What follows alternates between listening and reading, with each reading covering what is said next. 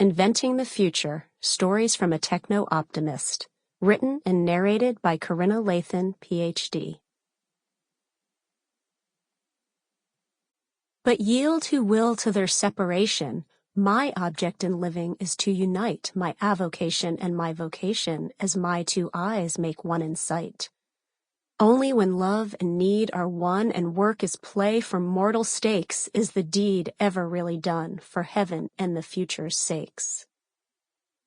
An excerpt from Two Tramps in Mud Time by Robert Frost.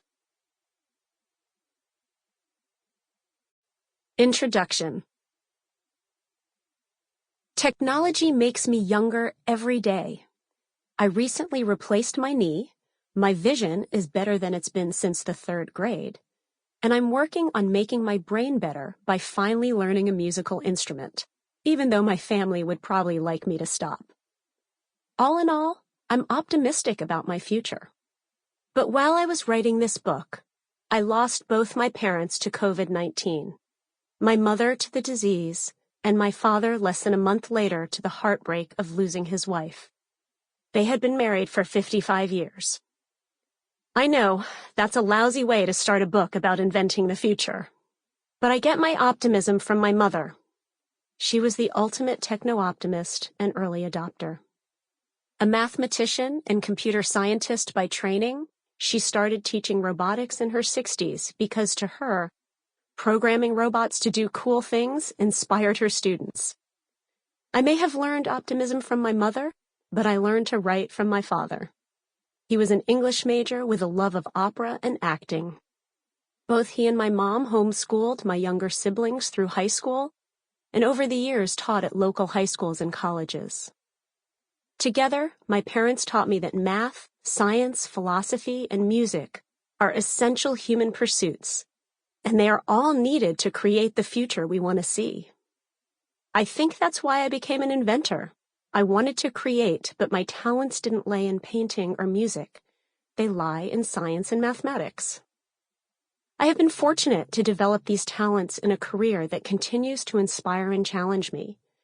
Yes, I'm a neuroscientist, bioengineer, technologist, and entrepreneur, but I also see myself as an artist. Invention has been my medium of choice. My works of art are the inventions you'll read about in this book. From Cosmobot, the educational robot for kids with disabilities, to 3D Space, the virtual reality experiment in space, to String, the device that stimulates your brain. Like a play or a concert, each piece of art is a collaborative effort and a journey of shared experiences. When I founded AnthroTronix in 1999, along with 2 students, we thought we were a traditional startup that would make or break it pretty quickly. But more than 20 years later, we have used technology to invent and create for many projects, all with an eye on both the immediate goal and the larger world we want to create. We started with one simple rule: do cool projects with cool people.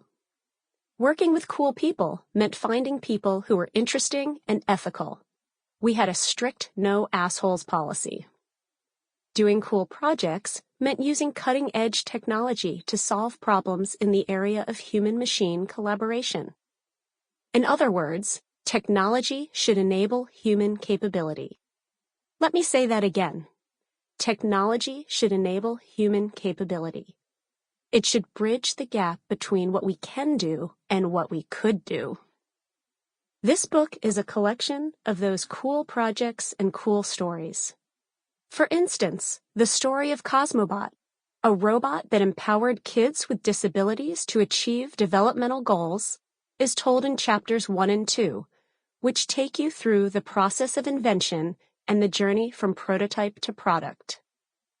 Chapter 3 tells the story of our instrumented glove, which came from our work with kids and allowed soldiers to communicate with each other and robot team members through digitized hand signals.